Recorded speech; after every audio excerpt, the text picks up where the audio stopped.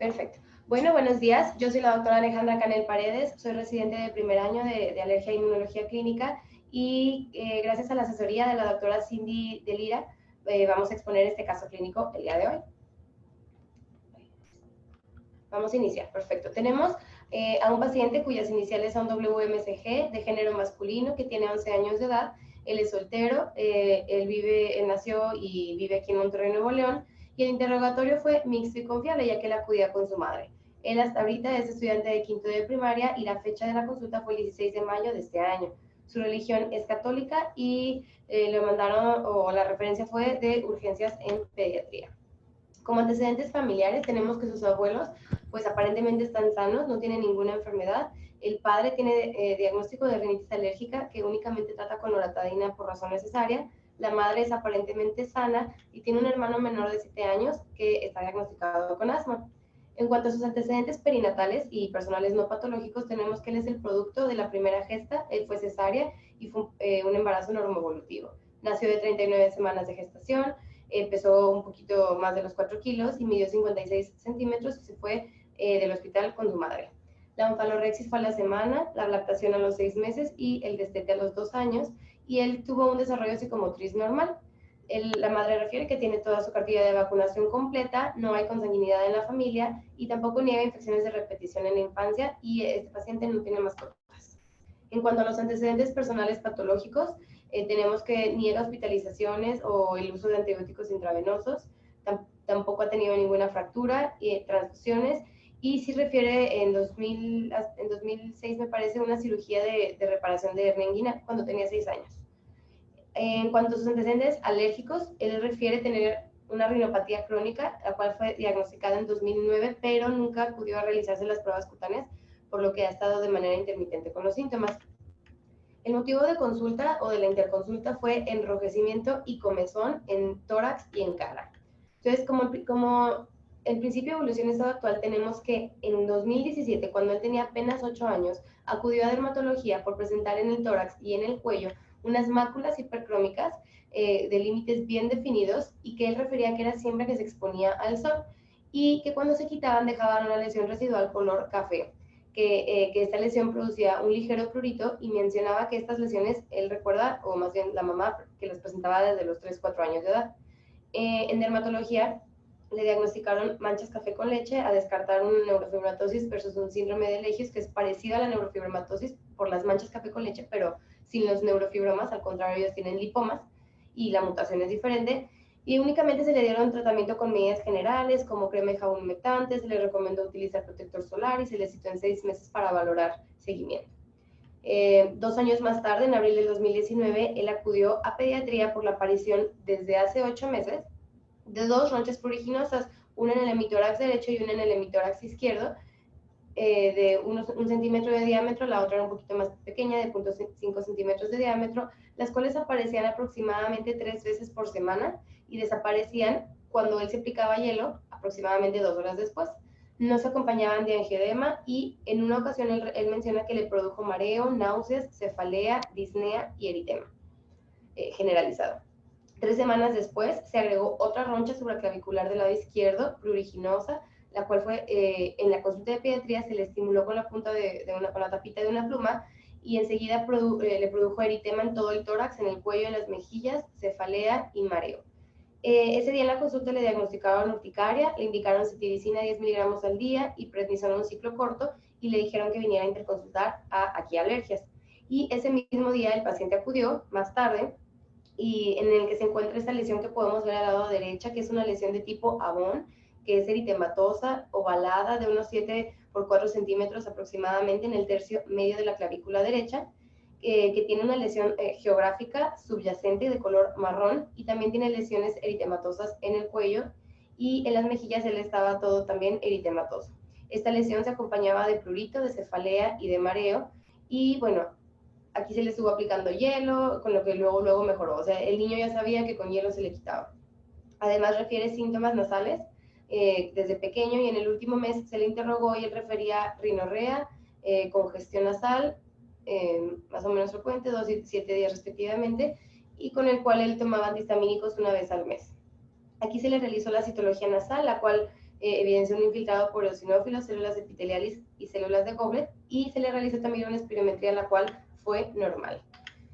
Entonces, aquí el diagnóstico fue de una urticaria crónica agudizada versus una mastocitosis cutánea, y se le indicó levocetiricina con Montelukast en la mañana y cetiricina por la noche. Se le entregó un kit de anafilaxia, se le recomendó evitar la exposición solar porque él sabía que esto era lo que se lo desencadenaba, y se le recomendó utilizar bloqueador solar. También se le recomendó que no se fuera a estimular la lesión y realizar un diario de síntomas. Para la rinitis se le indicó fluticasona nasal más ácidos nasales, y se le solicita una triptasa sérica y una biometría hemática, además de una interconsulta con dermatología para que le biopsien la lesión por la sospecha de la mastocitosis.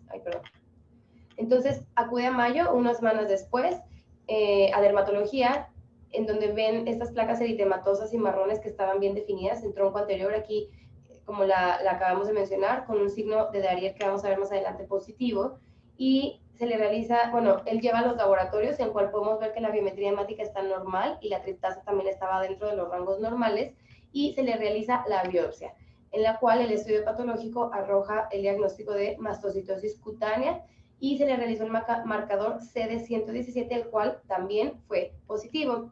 Entonces, se confirma el diagnóstico y se le indica tratamiento con ketotifeno, el cual el paciente no pudo conseguir, por lo que él siguió tomando cetiricina, y también se le indicó hidrocortisona tópica en las lesiones por 2 semanas. Bueno, entonces ahora sí vamos a hablar de cuál fue la interconsulta con nosotros. El niño refiere, o la madre más bien, que desde abril de 2020 reapareció la mácula en el tórax anterior del lado derecho, la cual era pruriginosa, tenía ligero ardor, calor y dolor leve a la palpación, y cedía nuevamente a la hora tras la aplicación de hielo y toma de cetiricina. Pero la madre menciona que estos episodios empezaron a ser más recurrentes y que la mácula empezó a aumentar de tamaño hasta hacerse ya una roncha, y los síntomas, pues como se volvieron más frecuentes, y a pesar de que le daba cetiricina y de que le ponía el hielo, ya no se le quitaba, acudieron a urgencias del hospital universitario. ¿Por qué urgencias? Porque en ese momento la consulta de dermatología estaba cerrada por la pandemia, entonces pues fueron a urgencias de la HU en pediatría.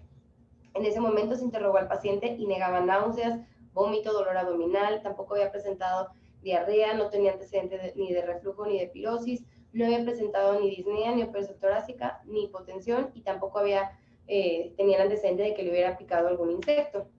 Estas son las imágenes, podemos ver pues cómo estaba el niño con una eritema importante en la cara, en las mejillas, en el tórax anterior del lado derecho, y pues se ve la lesión como, aquí ya no se ve elevada, pero sí se ve una mácula color marrón, y en la imagen de la derecha se ve también, o sea que en el cuello, en la región posterior occipital, también se ve este eritema. En cuanto a la exploración física, en general, todos los signos vitales del paciente estaban normales, y la exploración física, salvo lo que acabo de mencionar, no tenía ninguna otro trastorno. Entonces tenemos que el niño se quedó con el diagnóstico de una mastocitosis cutánea exacerbada y de la rinopatía crónica en estudio. En ese momento en urgencias se le indicó un tratamiento con cetiricina, él estaba tomándole nada más PRN, y se le dejó 10 miligramos cada 12 horas por 2 semanas. Se le dejó hidrocortisona tópica al 1% en la lesión por las noches durante 2 semanas, además de aplicar fomentos fríos cada 6 horas por 3 días. Ese día fue un sábado y lo citamos el lunes a la consulta de alergia e inmunología, y se reitera nuevamente el uso de un kit de adrenalina en caso de presentar síntomas de anafilaxia. Entonces, el lunes viene el paciente y, bueno, en cuanto a los síntomas, se interrogan todos los síntomas, y él mencionaba únicamente rinorrea y estornudos 2 a 3 veces por semana y descarga retronasal igual. Y en cuanto a la piel, él refiere que las lesiones eritematosas ya se habían resuelto, sin embargo, sí persistía con prurito y ligero eritema solo en la lesión anterior del tórax, y eso pues había pasado apenas 2 días. Negaba todavía síntomas de anafilaxia, y en la exploración física pues se vio que los cornetes estaban hipertrofiados en un 60%, con una mucosa hiperémica y puentes hialinos, y el resto estaba normal, salvo en la piel pues las lesiones hiperpigmentadas marrones en el tórax anterior. Recordemos, apenas habían pasado 2 días, el paciente ya había mejorado ligeramente, pero como sí persistía con el prurito, se aumenta la cetiricina a 2 tabletas en la mañana y 1 en la noche por 3 semanas, y que continuara a completar los 12 días que le faltaban de hidrocortisona. Nuevamente se entrega el kit de anafilaxia, y se recomiendan los ácidos nasales y evitar factores desencadenantes. Se citó en un mes para realizar las pruebas cutáneas, sin embargo, el paciente ya no ha vuelto. Entonces, muy bien, ahora sí vamos a hablar o hacer la revisión sobre el caso clínico de mastocitosis cutánea. Tenemos que la mastocitosis es una enfermedad mieloproliferativa que es rara y es heterogénea y se caracteriza por una expansión clonal de mastocitos que puede involucrar diferentes órganos y a menudo esto va a estar relacionado a una mutación con activación de la función del gen KIT. La mastocitosis se divide en dos: cutánea, si involucra únicamente la piel, y sistémica, si involucra más órganos, que el principal va a ser la médula ósea, pero pueden ser más. La cutánea generalmente es presentada en niños y en adultos va a ser la sistémica. Y estas lesiones van a ser muy heterogéneas y abarcan formas desde localizadas hasta diseminadas, como vamos a ver en esta revisión. En cuanto a la historia, tenemos que esta fue descrita por primera vez por Nettleship y Tai en 1869, al encontrar en una niña de 2 años como un rash de tipo urticariana que le producía mucho prurito, pero que al quitarse este rash de urticaria dejaba una lesión marrón residual. Y cabe mencionar que aquí esta descripción de estas lesiones fue 10 años antes de que Paul Ehrlich descubriera al mastocito. Una década más tarde, Sangster acuñó el término urticaria pigmentosa nuevamente para evidenciar unas lesiones de tipo urticariana que eran pruriginosas, pero que se acompañaban de una mancha eritematosa marrón al quitarse o coincidentemente. Fue casi otra vez una década más tarde cuando la doctora Una pudo identificar por primera vez en la biopsia de piel de un paciente que tenía urticaria pigmentosa la evidencia de infiltración por mastocitos en la piel. Pero fue hasta mediados del siglo XX, en 1950, cuando en una autopsia de un paciente que falleció por un caso de urticaria pigmentosa grave, fue que se evidenció los infiltrados en órganos internos, especialmente en la médula ósea, y fue cuando se pudo caracterizar el involucro sistémico de esta enfermedad. Y no fue hasta 1979 cuando Leonard y Parawesh clasificaron por primera vez a la mastocitosis en una mastocitosis cutánea y en una mastocitosis sistémica. Entonces, bueno, esta es una enfermedad, generalmente pues es rara, sin embargo, los estudios epidemiológicos no hay tantos y se cree que puede estar infradiagnosticada, pero lo que se sabe es que tiene una prevalencia de 1 de cada 60,000 personas y una incidencia de 1 en cada 100,000 personas por año. El compromiso o la afectación por género es igual, afecta a hombres y a mujeres por igual y va a tener una presentación bimodal que se va a manifestar o en los adultos o en los niños. En los adultos generalmente inicia desde la adolescencia y este va a ser un curso más crónico. Las lesiones tienden a ser más agresivas y rara vez van a desaparecer, además de que tiene un riesgo de transformación maligna, por lo que su pronóstico va a ser pues más variable. Por el contrario, en los niños generalmente hasta el 55% de ellos se va a diagnosticar desde el nacimiento hasta los primeros 2 años de edad y su curso va a ser una forma más leve, con más localizada, por así decirlo, y generalmente las lesiones en este tipo de mastocitosis van a desaparecer en la adolescencia, por lo cual el pronóstico va a ser muy favorable.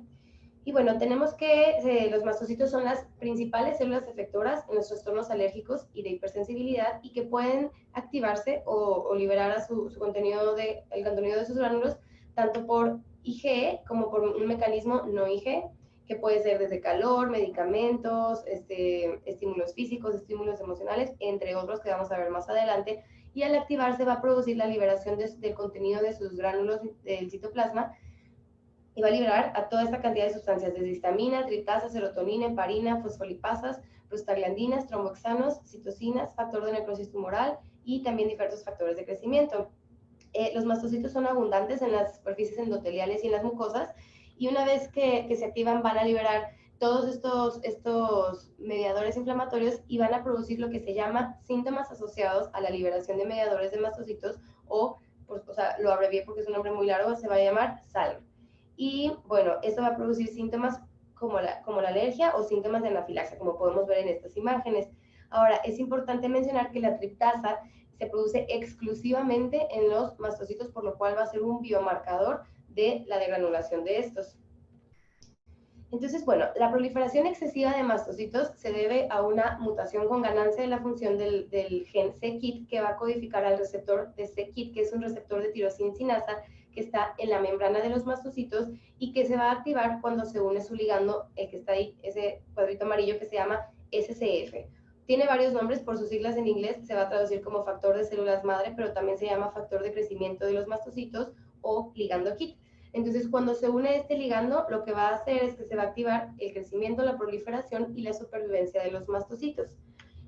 Entonces, la mutación en el c-KIT lo que va a producir es la sustitución de una valina por un aspartato, específicamente en la región 816, en el exón 17, y esto va a estar presente en el 80-95% de los adultos que tienen mastocitosis sistémica, pero solo un 40% de los niños va a presentar esta mutación en el exón 17. Hay otro 40% que va a producir mutaciones en diferentes exones, como el 8, el 9 y el 11, y va a haber un 20% que no se va a encontrar esta mutación.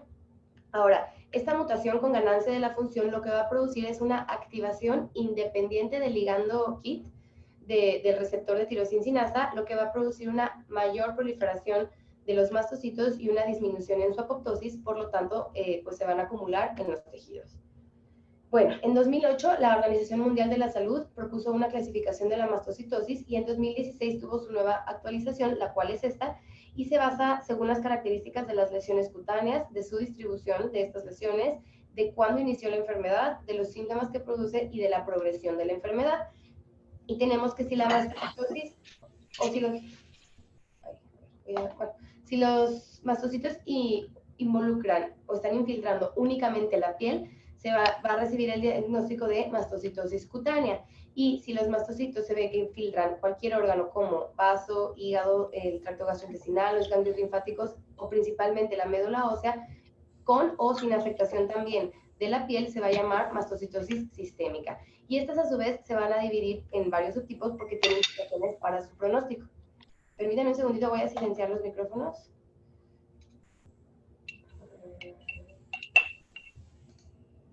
Silenciar. Hoy no puedo silenciarlo, no sé si pudieran apagarlo, pero bueno, muchas gracias. Entonces, la mastocitosis cutánea se divide en mastocitosis cutánea maculopapular o urticaria pigmentosa, en mastocitosis cutánea difusa y en mastocitoma de la piel. Y la mastocitosis sistémica se divide en mastocitosis sistémica indolente, latente, asociada a una neoplasia hematológica, agresiva y la leucemia de mastocitos. Y bueno, está aparte también el sarcoma de mastocitos, pero este ya es como tal una neoplasia de otro tipo.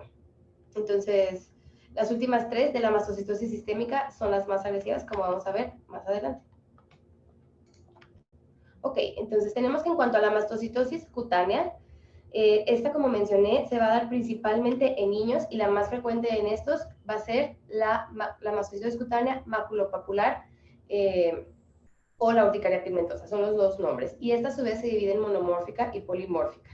La segunda en frecuencia va a ser el mastocitoma cutáneo con un 20 a un 50% de los pacientes y la menos frecuente es la mastocitosis cutánea difusa. Ahora, en la mayoría de los adultos van a presentar también afectación cutánea y de estos, si presentan afectación cutánea, va a ser del tipo de la maculopapular. Entonces, ahora sí vamos a hablar acerca de la mastocitosis maculopapular o de la urticaria pigmentosa. Tenemos que las lesiones cutáneas son típicamente máculas y pápulas, como su nombre lo dice, que pueden ser de color marrón o rojizas y que pueden ser circulares u ovaladas, como podemos ver en estas imágenes. Y también pueden estar bien circunscritas, como estas imágenes, o pueden estar un poco más difusas, como en estas que no se puede ver ya bien delimitada la imagen.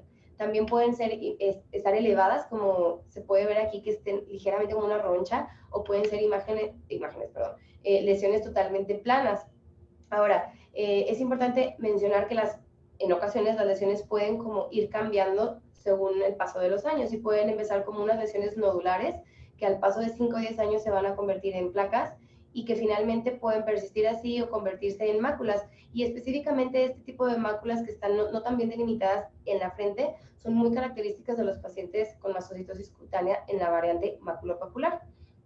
Ahora, la mayoría de los niños van a presentar las lesiones polimórficas, es decir, van a ser de diferentes formas, van a ser grandes, generalmente pueden estar elevadas y no van a estar, bueno, sí pueden estar diseminadas, pero no tanto como en los adultos, que son estas. Ellos generalmente van a tener la variante monomórfica, en la que podemos ver que son, generalmente todas están chiquitas y van a tener una diseminación en tronco y en piernas que pueden empeorar o diseminarse hasta generalizarse y producir placas, pero esto como en la imagen de la derecha, pero esto generalmente se va a ver más en los adultos, en los niños casi no llega a la formación de placas. Okay. Ahora, la variante monomórfica, como expliqué, las lesiones van a ser pequeñas y homogéneas y van a ser variables en número y casi siempre van a ser de diseminación centrífuga. Estas van a ser principalmente en el adulto, pero sí puede haber un pequeño porcentaje de niños que la presenten. Por el contrario, la variante polimórfica van a ser lesiones más grandes, van a ser heterogéneas, de diferentes formas y tamaños, como habíamos visto, pueden ser máculas, pueden ser pápulas, pueden ser nódulos, y esta es casi exclusiva de los niños. Y acuérdense que niños tienden a regresionar en la adolescencia. Ahora, ¿por qué se hizo esta división de monomórfica y polimórfica? Bueno, pues por las implicaciones pronósticas, ya que la variante monomórfica generalmente se va a acompañar de una triptasa alta que no va a disminuir con el tiempo, y si persiste hasta la adultez en caso de que haya sido niños, pues va a tener mayor probabilidad de afectación en otros órganos y pues que se convierta en una mastocitosis sistémica. Por el contrario, en la variante polimórfica, generalmente los niveles de triptasa están normales y, como mencioné, van a regresionar en la adolescencia. Muy bien, el número 2 es la mastocitosis cutánea difusa o ampollosa. Esta, como habíamos visto, afortunadamente es la menos común porque es la más agresiva y es la que peor pronóstico va a llevar. Esta generalmente se puede ver desde el inicio o unos meses después, hasta la primera infancia, y esta se va a caracterizar porque la infiltración de los mastocitos va a ser generalizada, va a ser en toda la piel. No se, como ven en las imágenes, no se ven lesiones como individualizadas, como en la maculopapular, sino que estos van a presentar un eritema generalizado y una piel engrosada que se ha descrito como piel de naranja, piel de cocodrilo o piel de elefante, que se ven si se parece bastante. Además, estos pacientes pueden presentar, o sea, además del eritema y del engrosamiento, pueden presentar en el tronco, en el cuero cabelludo, en las extremidades, pápulas, como podemos ver en la imagen C, y un dermografismo muy importante, como podemos ver en la imagen del medio, la A. Y bueno, es importante mencionar que hasta 62 a 69% de los pacientes, la primera manifestación va a ser la de ampollas gigantes, como la que podemos ver en la imagen B, y las cuales pueden desencadenarse sobre todo por una infección viral o cuando el niño está cambiando, o sea, le están brotando los dientes. Ahora, es muy importante realizar el diagnóstico diferencial entre la mastocitosis cutánea ampollosa y otras enfermedades pediátricas ampollosas, como por ejemplo el síndrome de la piel escaldada por Staphylococcus aureus, la epidermolisis bulosa, el eritema multiforme, el impetigo ampollar y la dermatitis atópica. ¿Cómo lo vamos a diferenciar? Pues hay varios datos que nos pueden ayudar a sospechar que es más bien una mastocitosis ampollosa, como por ejemplo la presencia de sibilancias, el dermografismo tan importante como podemos ver aquí en la imagen D, el sangrado del tubo digestivo y la presencia de vómitos y diarrea. Algo muy importante es que estos pacientes pueden desarrollar, como mencioné, un sangrado prolongado por las heridas de la piel, y esto es debido a la liberación local de heparina, que es, como vimos, estaba dentro de los gránulos citoplasmáticos del mastocito. Además, los niveles séricos de triptasa pueden ser muy elevados porque el grado de afectación cutánea es muy importante, es generalizado, y pueden tener niveles de triptasa hasta mayores a 100, pero estos tienden a normalizarse cuando va disminuyendo y mejorando la enfermedad. Y bueno, como habíamos mencionado, afortunadamente esa también se resuelve generalmente en la adolescencia, pero hay ciertos indicadores de mal pronóstico, como por ejemplo, si el paciente tiene presencia de mutaciones en sequita en la biopsia, si tiene una triptasa sérica elevada que no disminuyó cuando mejoró la enfermedad, o si tiene una infiltración extracutánea de mastocitos, y en estos pacientes se va a recomendar un seguimiento cada 6 a 12 meses en búsqueda de datos, o de datos ya sea por clínica o de laboratorio, de afección sistémica. Y es muy importante mencionar que las ampollas se consideran un predictor de complicaciones graves, como por ejemplo dolor abdominal, hemorragia gastrointestinal, un shock anafiláctico e incluso la muerte. Bueno, el tercer grupo de mastocitosis cutánea es el mastocitoma solitario o el mastocitoma de la piel. Este es el segundo más común y con frecuencia está presente desde el nacimiento o en los primeros meses de vida. Este es muy, muy raro que se observe, de hecho no se observa en los adultos, y este se caracteriza porque es una lesión o un máximo de 3 lesiones, porque si fueran más de 3 ya sería la maculopapular, la cual es solitaria, es de color café o rojiza. Y algo muy importante de este tipo de lesiones es que son dinámicas, ya que inicialmente pueden aumentar de tamaño, o sea, no de número, pueden como elevarse o pueden cambiar, pueden tener un nódulo y después cambiar por ejemplo, una pápula y finalmente volver a involucionar a una mancha, y todo esto en cuestión de horas. Esos pacientes se caracterizan por tener una tritasa normal y, pues como vimos en el caso clínico, este es el diagnóstico que tenía nuestro paciente. Tiene literal todas las características que acabo de mencionar. Y bueno, algo muy importante de la mastocitosis cutánea es que van a tener un signo que se llama signo de Darier positivo, que es el que se evocó en este paciente y que le produjo todos estos síntomas. Y este se realiza tomando una batelenguas y aproximadamente se va a frotar o se va a estimular la lesión unas 5 veces, y se va a ver que minutos después de estimularla se va a producir una roncha elevada, eritematosa y pruriginosa. Esta difiere del dermografismo, en que el dermografismo va a afectar tanto a la piel sana como a la piel afectada, y el signo de Darier no, este solo va a afectar a la piel circundante. Y bueno, esto se debe, el signo de Darier, a la carga de mastocitos que tiene la lesión. Por eso, al estimularlo, debe de hacerse con mucho cuidado, porque puede producir una degranulación masiva de mastocitos y producir flushing e hipotensión sistémica, que es lo que produjo en este paciente. Esto sobre todo en los pacientes que tienen el mastocitoma, porque tienen mucha infiltración aquí localizada de mastocitos. También en la mastocitosis cutánea difusa, porque vimos que toda la piel está infiltrada, y sobre todo en las lesiones nodulares de la variante de la mastocitosis cutánea maculopapular, es decir, casi en todas, por lo cual debe de hacerse con mucho cuidado y debe de hacerse suave y teniendo todas las medidas para controlar una anafilaxia si se llegara a presentar. Bueno, ahora vamos a hablar ya de la mastocitosis sistémica, en la cual los mastocitos van a formar infiltrados no solo en la piel, de hecho pueden no verse en la piel, pero sí va a estar infiltrado en sitios extracutáneos, de los cuales el principal va a ser la médula ósea, pero también puede ser el vaso, el hígado, el tracto gastrointestinal y los ganglios linfáticos. Esta se va a dividir en 5 variantes: la mastocitosis indolente, la cual tiene un pronóstico excelente, casi como el de la población general, si no es que igual, un poquito menos. Ay, perdón, se me fue el nombre. La indolente, esa es la indolente. Luego sigue la latente, perdón.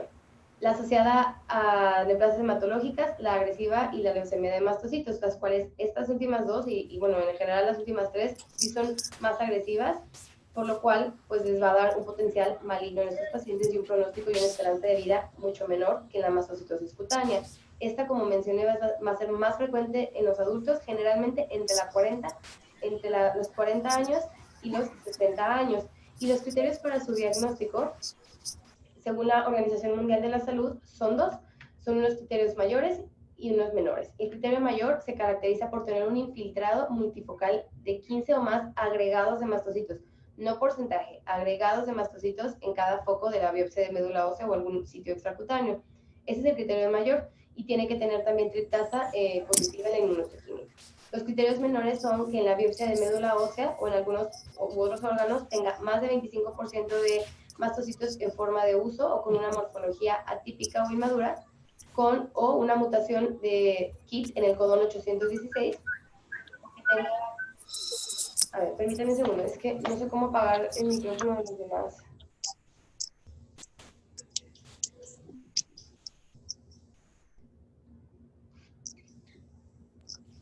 Doctor García Lara, favor de apagar su micrófono porque está interfiriendo.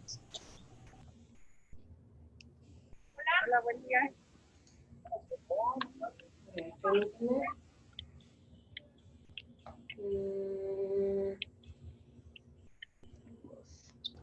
Sergio Enrique García Lara, favor de apagar su micrófono.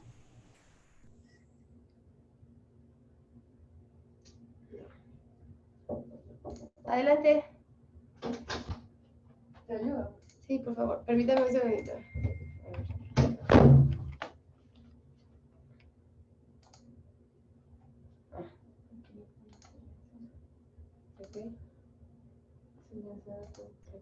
Gracias. Listo. Bueno, perdón. Estábamos en el diagnóstico de la mastocitosis sistémica, en el cual el último criterio, va a ser una tritasa sérica elevada mayor a 20. Entonces, el diagnóstico se va a establecer con 1 mayor y 1 menor o 3 menores. Muy bien. En cuanto a la mastocitosis sistémica indolente, tenemos que esa es la más común, afortunadamente, y tiene muy buen pronóstico. La esperanza de vida va a ser igual o ligeramente inferior a la de los controles sanos. Y como habíamos mencionado, más del 95% van a exhibir lesiones cutáneas, que son maculopapulares del tipo monomórfico de la variante de urticaria pigmentosa, que si comparamos con las variantes más agresivas, como la mastocytosis sistémica avanzada y la leucemia de mastocitos, estas solo 50% van a mostrar lesiones en la piel, por lo que podemos decir que el que una persona no tenga lesiones en la piel o un involucro cutáneo le confiere un peor pronóstico, porque significa que tiene una forma más agresiva. Ahora, ellos tienen una mayor prevalencia de síntomas asociados a la liberación de mediadores de mastocitos y síntomas sobre todo gastrointestinales, y además ellos pueden tener hepatosplenomegalia, sin embargo no van a tener síntomas y la infiltración de la médula ósea va a ser baja, un menor al 5%. En cuanto a la mastocitosis latente, esta se caracteriza por una mayor carga de mastocitos. Estos, aparte de tener esta carga de mastocitos, se va a definir por la presencia de mínimo 2 hallazgos B, que son que haya más de 30% de mastocitos en la médula ósea y o una tritasa mayor a 200. También van a tener una hipercelularidad en la médula ósea, pero que esta hipercelularidad no va a tener características, o sea, sí puede tener características como de displasia o de alguna síndrome mieloproliferativo, pero no cumple criterios para una neoplasia per se hematológica, y va a tener organomegalia sin deterioro funcional. Aquí, a diferencia de la indolente, los pacientes con este tipo de mastocitosis latente van a ser o se va a manifestar a mayores edades y presentan con mayor frecuencia síntomas constitucionales como malestar general, pérdida de peso, astenia, dinamia, y también pueden presentar un grado de anemia leve hasta el 55% de los casos. Estos también tienen una supervivencia prolongada, pero va a ser menor que la de aquellos que tienen la mastocitosis sistémica indolente, aproximadamente 10 versus 25 años, y esto se atribuye pues a la edad de diagnóstico, porque se les va a diagnosticar en una etapa más avanzada, y ellos sí van a tener un riesgo de transformación a una leucemia aguda o a otro síndrome hematológico de un 18%. Ahora, en cuanto a la tercer grupo, es la mastocitosis sistémica con enfermedad hematológica clonal no relacionada con los mastocitos, o estas son sus siglas. Este es el segundo tipo más común de mastocitosis sistémica, y estos pacientes, como mencioné, generalmente pues solo la mitad de ellos va a tener afectación cutánea, y ellos pues es más sencillo para mí explicar aquí, porque simplemente van a tener la mastocitosis sistémica con los criterios que ya vimos, más van a cumplir criterios de la OMS para algún otro trastorno hematológico como la leucemia mieloide aguda, un síndrome mielodisplásico, un trastorno mieloproliferativo, una leucemia mielomonocítica crónica o un síndrome hipereosinofílico. Por lo tanto, el pronóstico de estos pacientes va a estar dado dependiendo del trastorno hematológico que tengan de base, pero generalmente la mediana de supervivencia va a ser de aproximadamente 2 años. En cuanto a la mastocitosis sistémica agresiva, tenemos que afortunadamente este es el más raro de todos, y esta es una enfermedad clonal de mastocitos en la cual los pacientes van a cumplir los criterios que vimos para mastocitosis sistémica, y la biopsia de médula ósea va a tener una clona de mastocitos anormales, pero que no van a cumplir criterios para una neoplasia hematológica. Aquí la infiltración va a ser en los órganos que habíamos mencionado, médula ósea, donde se va a ver que va a haber un porcentaje de mastocitos mayor al 5% y menor al 20%, pero también va a afectar hueso, hígado, vaso y tracto gastrointestinal, por lo que va a producir lo que se llama hallazgos clínicos C. Y estos son: si infiltra la médula ósea, pues va a producir citopenias como una anemia severa y trombocitopenia. Si infiltra hueso, va a producir osteólisis, osteoporosis y puede haber fracturas patológicas. Si infiltra ganglios linfáticos, pues puede tener linfadenopatías. Si infiltra otros órganos como el hígado o el vaso, pues les puede producir hepatosplenomegalia con insuficiencia hepática y que puede también producirles ascitis. Si infiltra tracto gastrointestinal, les puede producir un cuadro de mala absorción, y también se acompaña con mucha frecuencia de síntomas constitucionales y niveles de tritasa sérica muy altos, por lo cual el pronóstico de esta enfermedad y el curso pues va a ser muy variable, y hay de dos: o empeoran muy rápidamente y fallecen en 1 o 2 años, o pueden tener un curso ligeramente más lento con el doble de años de supervivencia, hasta 41 meses. Y estos tienen un riesgo de transformación leucémica de un 5%. Y por último, en cuanto a la leucemia de mastocitos, esta es rara y esta es la más agresiva de todas, porque esta pues ya es por sí misma una leucemia. En el aspirado de médula ósea vamos a ver más de 20% de mastocitos que van a tener características en su forma y en sus núcleos malignas, y va a producir una insuficiencia multiorgánica rápidamente progresiva. O sea, estamos hablando de incluso semanas a meses. se va a caracterizar por síntomas B como las de la leucemia, pérdida de peso, dolor óseo y organomegalias con síntomas importantes de compromiso de estos órganos.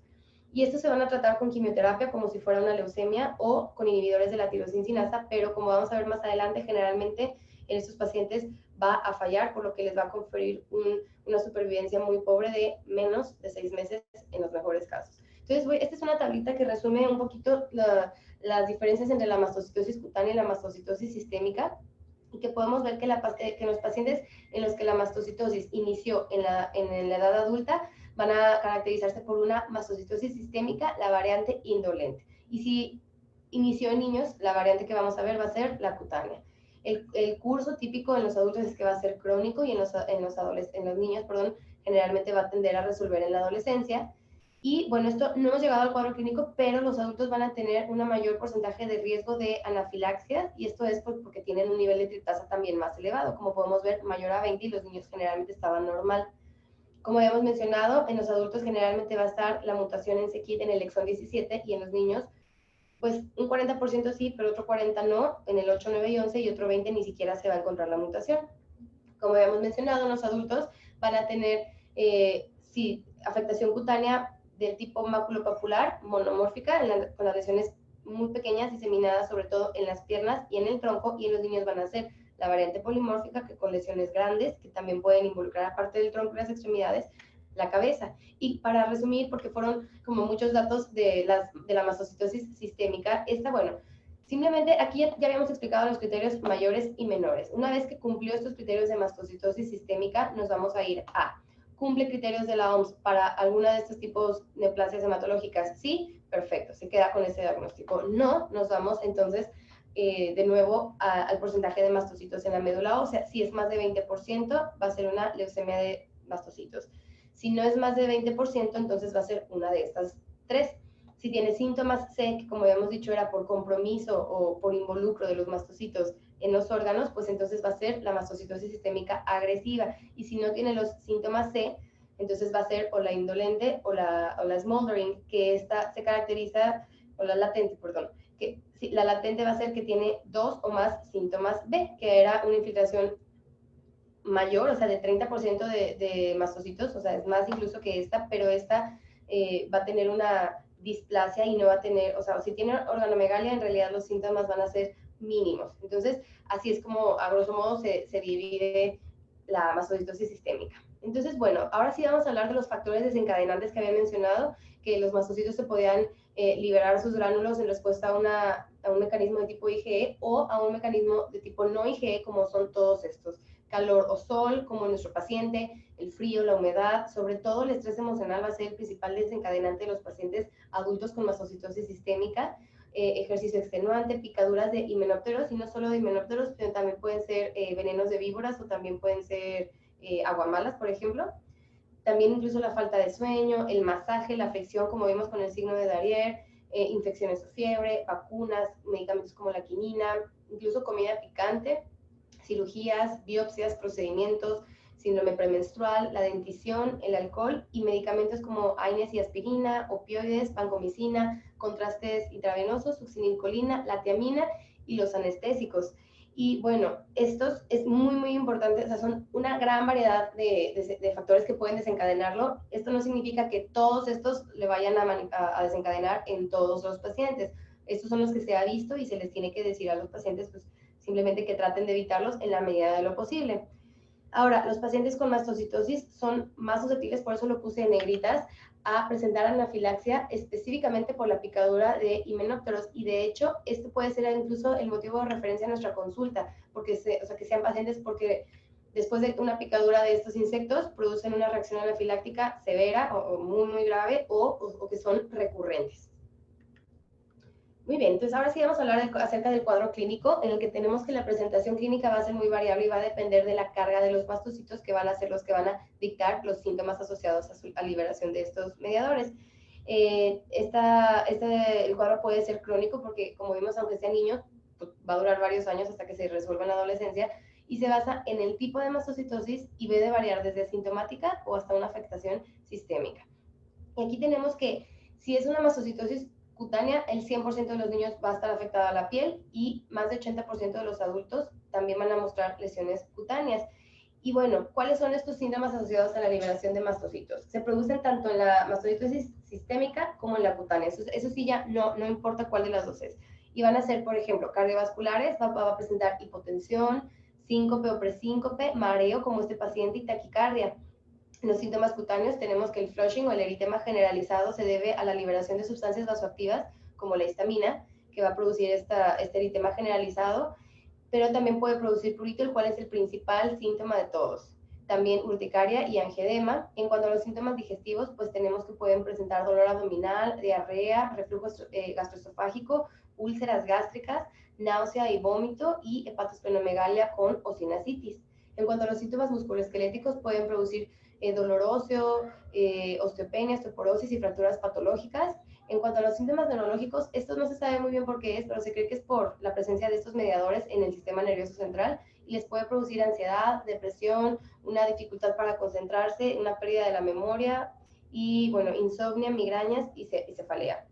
En cuanto a los síntomas respiratorios, tenemos pues la congestión y prurito nasal, la disnea, el edema laringio y también pueden presentar sibilancias y pueden presentar síntomas sistémicos como fatiga, astenia, dinamia, pérdida de peso, entre otros. Y como mencioné, es muy frecuente que estos, o no es tan frecuente, pero es que sí tienen un riesgo mayor de presentar anafilaxia. Entonces, como había mencionado, la ausencia de hallazgos en la piel en la mastocitosis sistémica va a ser rara y se va a correlacionar con una enfermedad agresiva. Entonces, ahora sí, ¿qué vamos a ver en la biopsia de piel? Bueno, se puede ver una lesión que va, aquí esta es la biopsia, esta es la epidermis, esta es la dermis, y como podemos ver, hay un infiltrado muy importante de mastocitos que son todos los como bolitas moradas que se ven en la epidermis, y cuando lo comparamos con una biopsia normal, podemos ver que el tejido o que la dermis se compone principalmente de tejido conectivo, fibras de colágeno, puede haber también glándulas sudoríparas, folículos pilosos, fibroblastos, también ciertas células, o sea, sí puede haber mastocitos macrófagos, células dendríticas, ciertos linfocitos, pero no tan abundantes como podemos ver aquí.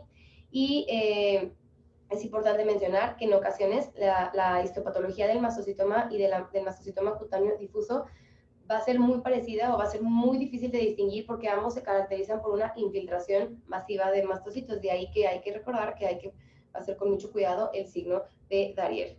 Y bueno, ahora, si lo hacemos a un mayor aumento, podemos ver aquí, este es un mastocito, o este es todavía más bonito, en su característica forma ovalada, o que también se llama fusiforme, o en forma de huso, que es como de color morado, y se alcanzan incluso a ver un poquito los gránulos intracitoplasmáticos, y va a estar rodeado de un infiltrado eosinofílico, que son estos que están aquí en color rosa brillante. Y cuando se aplican las tensiones de inmunohistoquímica, podemos ver que son varias, está la CD2 y la CD25, que esas generalmente van a ser para mastocitos neoplásicos, pero también está la CD17, porque recordemos que ese es el receptor de c-KIT o de triptasa, que van a darle un color rojizo marrón a esta tinción.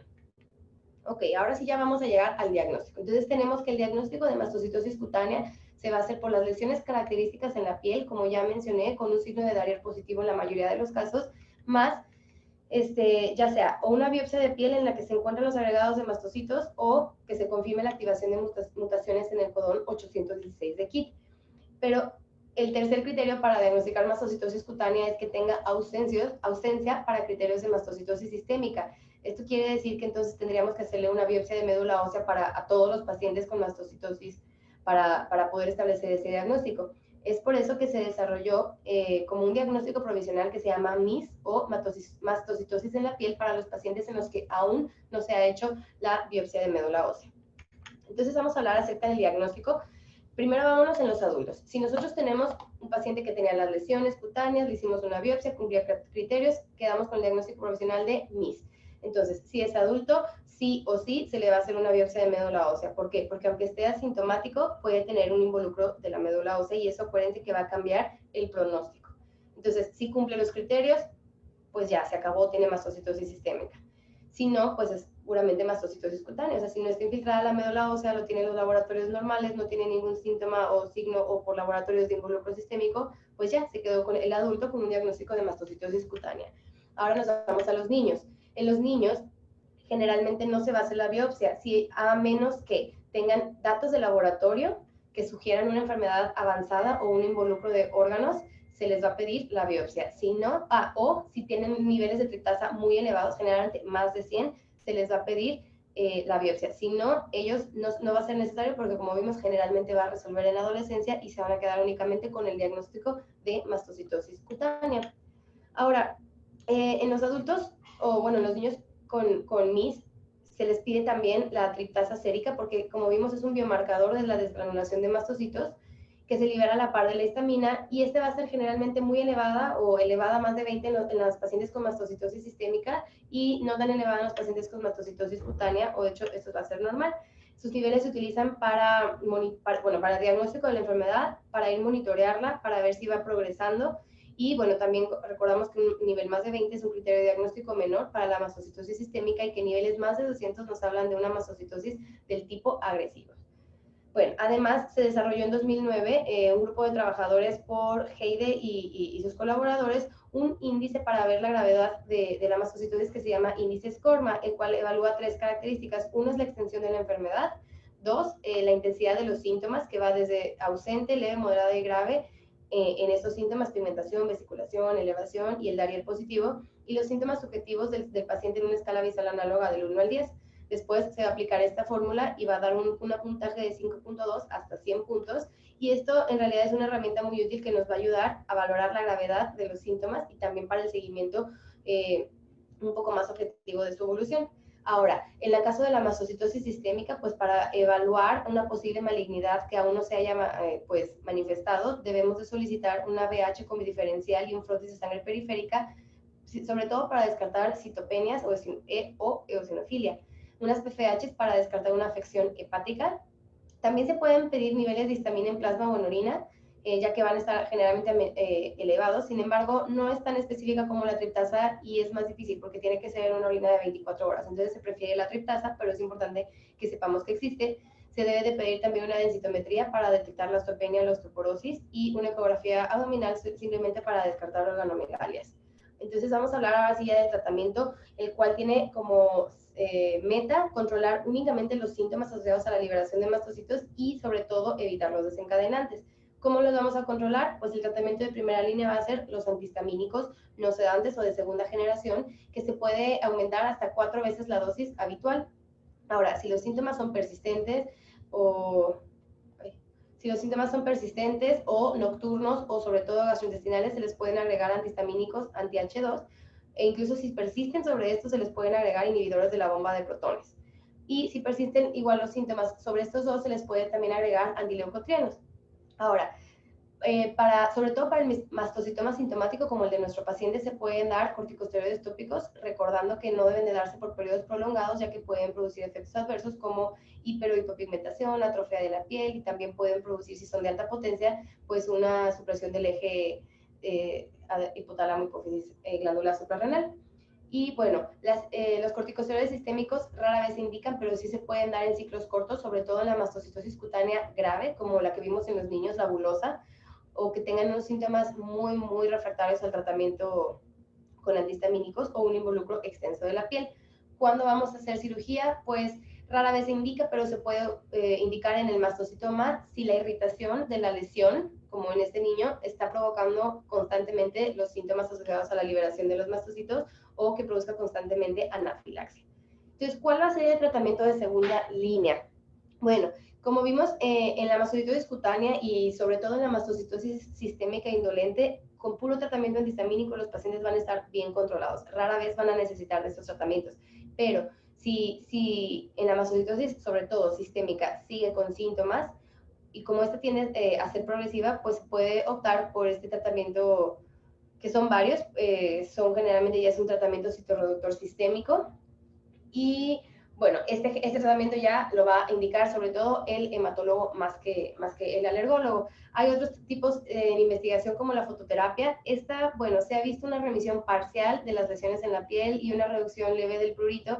Sin embargo, como pues no se han estudiado también los efectos adversos cancerígenos, pues rara vez se indica y solo es si los antihistamínicos no fueron efectivos, y sobre todo no va a ser en niños. Ahora, en casos refractarios, pues sí se puede utilizar la quimioterapia como el interferón alfa y la cladribina, que estos tienen un buen perfil de seguridad y son el tratamiento como de primera elección en los síntomas refractarios antihistamínicos. Y existe otro medicamento que es sumamente efectivo, que es el imatinib, que este es un inhibidor vía oral de la tirosinquinasa y este es muy, muy efectivo. La única característica muy desafortunada es que este solo está indicado para los pacientes que no tienen la mutación c-KIT y como vimos, del 80 al 95% de los adultos la van a tener.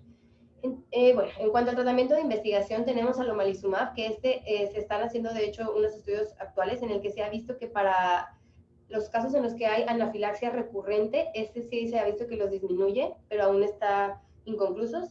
Bueno, el imatinib, como mencionamos, es el único aprobado por la FDA. Y está otro que es como su primo, que es el mazatinib, que también es un inhibidor de la tirosinquinasa vía oral, y este tiene la ventaja de que no importa el estado de mutación del receptor. Entonces, este es un medicamento muy, muy prometedor, sin embargo, todavía están pendientes sus resultados. Y bueno, en cuanto al seguimiento, tenemos que va a depender pues, del curso clínico y de los parámetros de laboratorio. Generalmente a los pacientes sí se les va a citar por lo menos una vez al año con una triptasa y una biometría hemática, y si vemos que los niveles son persistentemente normales y los pacientes siguen asintomáticos, podemos detener el seguimiento. Pero bueno, ¿cuándo vamos a pedir una biopsia de médula ósea? Si vemos que la triptasa aumenta, porque esto sugiere que la enfermedad está progresando o que ya se puede haber desarrollado una neoplasia, o si se detecta una mutación KIT 816 en los leucocitos séricos. Y también en niños en los que las lesiones cutáneas no resolvieron en la adolescencia y persistieron en la edad adulta, ya se ganaron su biopsia de médula ósea. Muy bien. Ahora, el pronóstico. Como vimos en la mastocitosis cutánea y en la sistémica indolente, el pronóstico es excelente. Y algunos factores asociados al buen pronóstico es que hayan iniciado en menos de 2 años, que el involucro de la piel haya sido bajo, que la biopsia de médula ósea en caso de que se haya hecho sea normal, o por ejemplo en la mastocitosis indolente, y que tengan unos niveles bajos de triptasa, generalmente menor a 20. Y en la mastocitosis sistémica avanzada, pues va a tener una pobre supervivencia y algunos factores que predicen la persistencia más allá de la adolescencia en caso que haya sido de niño o el desarrollo de mastocitosis sistémica, pues es el involucro sistémico concomitante de la médula ósea y las organomegalias y los niveles de triptasa elevados más de 20. Y bueno, para el tratamiento de situaciones especiales, como mencioné, estos pacientes van a tener un mayor riesgo de anafilaxia, la cual es aún mayor en adultos, de 22 a 50% versus 5 a 10% en niños, por lo que es sumamente importante identificar y evitar los factores desencadenantes, y es, por lo tanto, más importante educar al paciente y a su cuidador para que reconozcan los signos y síntomas de la anafilaxia. Entonces, todos los pacientes con mastocitosis se les debe de dar una EpiPen, sobre todo a los que tienen un compromiso extenso de la piel, ampollas, niveles elevados de triptasa sérica o que tienen un antecedente de anafilaxia. Y bueno, aquí puedo mostrar las dosis. Otra situación especial es, como mencioné, que estos pacientes son sumamente susceptibles a que sufran una anafilaxia grave en respuesta a una picadura de himenóptero, por lo que en estos pacientes está indicado la realización de pruebas cutáneas o de IgE específica. De IgE específica y de resultar positivos, está indicado en ellos la inmunoterapia subcutánea de por vida, porque este es lo único que va a disminuir el riesgo de episodios subsecuentes tan graves. Además de que se les debe de indicar a estos pacientes con anafilaxia por picadura de insectos, dosis máximas de antihistamínicos anti-H1, anti-H2 y antileucotrienos. Y si no responden, pues se les puede dar corticosteroides a dosis bajas, pero esto casi no se utiliza, y entonces es aquí cuando entra o el tratamiento citoreductor con los medicamentos que ya mencioné, o el tratamiento con omalizumab o los inhibidores de tirosinquinasa en caso de que sean susceptibles. Ahora, en cuanto a la tercera situación especial, que es la de los procedimientos quirúrgicos, tenemos que, bueno, la incidencia de anafilaxia perioperatoria es baja, pero existe, y se debe de informar a todos los pacientes o a sus médicos que si se van a someter a cualquier tipo de procedimiento quirúrgico, deben de premedicarse con anti-H1, anti-H2, corticosteroides y benzodiazepinas aproximadamente 1 hora antes de la cirugía. Es decir, no se debe de evitar la cirugía, pero sí debe de premedicarse. Y se puede recomendar que si se pueden evitar los opioides o que se utilice mejor fentanilo sobre los otros es mejor, y igual tratar de usar dentro de lo posible, pues menos relajantes musculares. Entonces, bueno, como conclusiones tenemos que la mastocitosis es una enfermedad mieloproliferativa rara que está caracterizada por la proliferación excesiva y acumulación de mastocitos en diferentes órganos, y generalmente va a ser por mutaciones en el gen KIT. Los órganos más frecuentes involucrados va a ser la piel y la médula ósea. La mastocitosis cutánea se observa con mayor frecuencia en niños, donde la infiltración se limita a la piel y las lesiones van a ser rojas o marrones con signo de Darier positivo, mientras que la mayoría de los adultos van a recibir el diagnóstico de una mastocitosis sistémica que va a involucrar órganos internos, además de la piel. Los signos y síntomas de la mastocitosis pueden clasificarse en hallazgos cutáneos, en síntomas secundarios a la liberación de mediadores de mastocitos y en síntomas secundarios a la infiltración de los órganos. Existe gran variedad de desencadenantes que pueden precipitar la liberación de estos mediadores y que pueden provocar eventos desde una reacción leve hasta anafilaxia. Y bueno, el tratamiento de primera línea para los SAL va a ser con antihistamínicos y con corticosteroides tópicos. Y si tienen la tritasa elevada e historia de anafilaxia, se recomienda equipar con una EpiPen. Y como conclusiones personales, yo escribí que la mastocitosis es un diagnóstico diferencial que debemos sospechar en pacientes que se presentan con síntomas relacionados a la liberación de mediadores de mastocitos o reacciones anafilácticas graves, sobre todo cuando esta fue producida por una himenóptero. La clasificación exacta del tipo de mastocitosis es muy importante debido a las implicaciones tanto en el tratamiento como en el pronóstico y que es importante realizar cuidadosamente el signo de Darier en pacientes con la sospecha de mastocitosis para evitar desencadenar una reacción anafiláctica y que bueno, en la actualidad no hay cura y el tratamiento está encaminado únicamente a reducir los síntomas y a mejorar su calidad de vida, pero que se están investigando terapias más efectivas como la que vimos, adaptadas ya a cada subgrupo que van a mejorar el pronóstico de la enfermedad sistémica. Y sería todo. Muchísimas gracias.